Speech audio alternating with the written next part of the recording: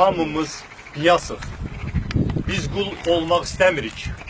Şuarlarını yazandan sonra qondarma, saxta ittihamla həbs olunmasaydı, həbsxanaya salınmasaydı, indi o sağdır.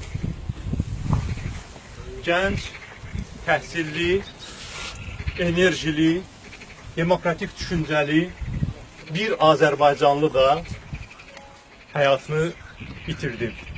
Ona görə ki, o bu ölkədə dəyişiklik istəyirdi.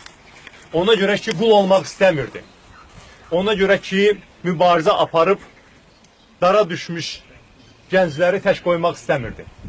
Və buna görə bir gün gələcək ki, rejimin bütün açılmamış cinayətləri kimi bu cinayətin də üstü açılacaq. Örtbasdır eləyə bilmirlər.